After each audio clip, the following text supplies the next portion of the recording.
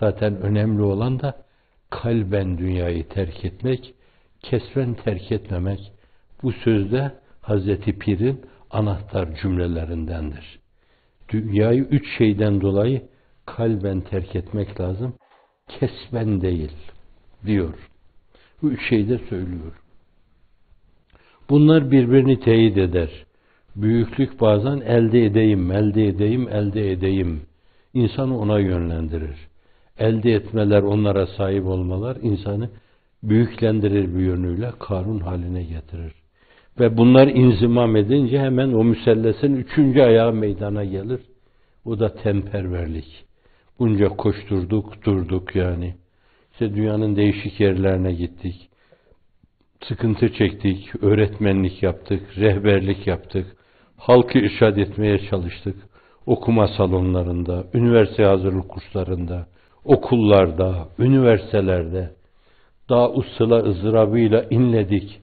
Ama bütün bunlara katlandık. Biraz bizim de rahat etme hakkımızdır gibi yine şeytani bir mırıltıyla hafizanallah bir sürçme her zaman söz konusu olabilir.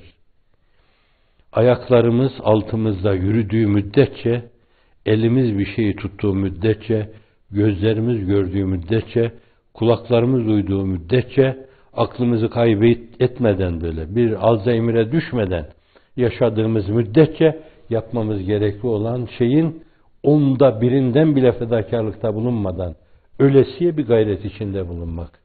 Ruhumuzun abidesini ikame edeceğimiz ana kadar. Milletin itibar bayrağını dört bir yanda dalgalandıracağımız ana kadar gaye-i hayalimizi ve mefkuremizi canlandırıp milletin ruhuna duyuracağımız ana kadar koşturmanın o mevzuda gayret etmenin sınırı yok, haddi yok, serhaddi yok yani. Onun için dünyanın değişik kıtalarına gidilir, kutuplara gidilir.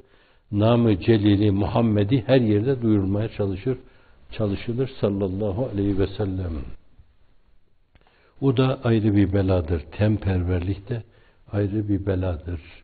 Beklentiye düşme de ayrı bir şeydir yani. Biz bunları yaptık. Kabul etsinler, alkışlasınlar. Takdir görme. Mümin her şeyden evvel övülmeyi sövülme gibi kabul etmelidir. Övenler övmekle belki bir sevap kazanabilirler. Bir hayrı alkışlamakla sevap kazanabilirler. Fakat meseleyi övülmeye bağlamış bir insan bence orada kaybeder. Övülmeye değil, takdire değil, işaret edilmeye değil. Allah tarafından meseleyi onun rızasına bina etmeye esas bakılır. İşler ne kadar Allah'ın rızasına bina edilmiş, ne kadar el-ihlas demişse fi kulli şe'nina ve fi kulli fi'lina ve fi kulli a'malina el-ihlas Allahümme el-ihlas ve rıdak denmişse mesele o ölçüde kıymet harbiye kazanır. Yoksa hafizanallah mesele alkışa, takdire ve itibara böyle itibarla yad edilmeye bağlanmışsa mükafat alınmış demektir.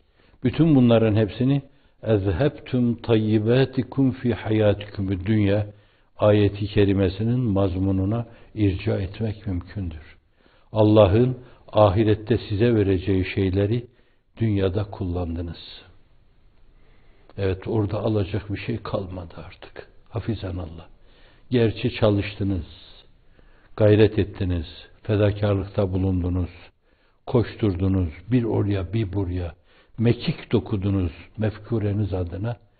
Fakat beklentiye girdiniz, kendinizi rahata saldınız, büyüklük kurgulamaya başladınız, insanlara tepeden bakmaya başladınız, azamet ve kibriyaya büründünüz, dünyada her şeyi yiyip bitirdiniz, ahirette hiçbir şey bırakmadınız. Hafizanallah. Öyle mi yoksa öbür türlü mü?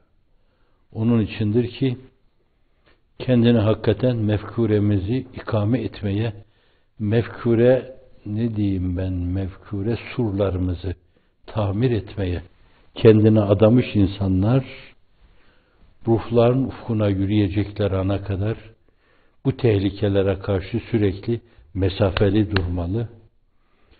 sürmeli kapılarla, onlarla kendi aralarına sürmeli kapılar koymalı. Arkasına sürgüler sürmeli. Bu mevzuda gelecek her şeyi hep hayır demeli. Alacağı şeyleri hep öbür tarafa bırakmalı. İş yapan insanlar, yatırımcılar, sanayiciler, tüccarlar, para peşinde koşanlar, bütün bunlar o işi yapıyorlar. İdare edenler o işin içinde bulunuyorlar, idare ediyorlar. Kendini Kur'an'a hizmete adamış insanlar o türlü şeylere tenezzül etmemeli. O idare etmeyi bir yönüyle, millete hükmetmeyi, onu da hafife almıyorum, yapılması lazım. Ama birileri yapıyorsa şayet bence tenezzül edilmeyen bir şey gibi görmeli onu. Allah'ın rızası yanında ayak ucuyla itilecek bir şey görmeli. İhlas yanında ayak ucuyla itilecek gibi bir şey görmeli. Nasıl olsa yapan var. Eğer Mısır'da olduğu gibi Seyyidina Hazreti Yusuf İc'alni ala hazainil ard inni hafizun alim. Beni maliye nazırı yap. Ben bu mevzuda bilgi sahibi, hakikaten bu mevzuda korunması gerekli olan şeylere koruyacak tipte, karakterde, donanımda bir insanım diyor. Bunu yorumlarken diyorlar ki orada bir başka insan olmadığından dolayı tek emin, tek güvenilir peygamber çocuğu o olduğu için böyle bir şeye talip olmuştu. Bir başka yorumda diyorlar ki Hz. İbrahim'in dininde böyle bir şey caiz olabilir. Fakat bizde Efendimiz sallallahu aleyhi ve sellem şöyle buyurur. Hz. Ebu Bekir, Ebu Ubeyde'yi Hz. Ali'ye gönderirken söyler. Cevdet Paşa'nın Kısas-ı Enbiya tarihinde aynı ile vardır. Müsameretül Ebrar'dan, Muhyiddin İbn Arabi'nin Müsameretül Ebrar'dan almış naklediyor. Bu vazife onundur ki o benim değildir der. Bu onun değildir ki o benimdir der. Ben şu olayım diyen o vazifeye liyakatını kaybetmiş demektir. Bir şu olma mevzuunda gayret gösteren esasen o mevzuda liyakatını kaybetmiş, itibarını kaybetmiştir. O güvenilir bir insan değildir. Ne zaman? O işi yapacak başkalar olduğu zaman. Hiç kimse yoksa, tek başına o varsa, burada bir ben varım diyebilir orada. Yoksa o işi yapacak başkaları varsa, insana düşen şey, insan olan insana istinadır. Sürekli bir başkasını, hatta çok defa aklımdan geçiyor ki, hani bu daire içinde, böyle imamlığa koşan arkadaşlar, ya bugün sen geçsen kıldırsan, yok sen kıldır, sen kıldır, bunu sen kıldır, bunu sen kıldır, sen kıldır. Yarım saat böyle, öyle bir iştiyakla bekliyorum ki bunu, bilemezsiniz. Keşke sen kıldır deseler. Bir kaymakamlık sen ol. Bir vali. Yahu sen ol Allah aşkına. Niye beni zorluyorsun? Milletvekili. Yahu kurban olayım bahtına düştüm. Sen ol. Başbakan. Yahu bahtına düştüm. Sen ol. Sen ol. Böyle olunca hiç niza olmaz. Hiç rekabet olmaz. Hiç çekememezlik olmaz. Her şey sulh-u sükun içinde devam eder gider. Kendini Kur'an'a hizmete adamış insanlar, Hazreti Ruhu Seyyidül Enam'ın namı celilini dört bir yana götürmeye kendini adamış insanlar, bu ahlakı âliyeyi, Kur'aniyeyi de mütekallik olma mecburiyetindedirler.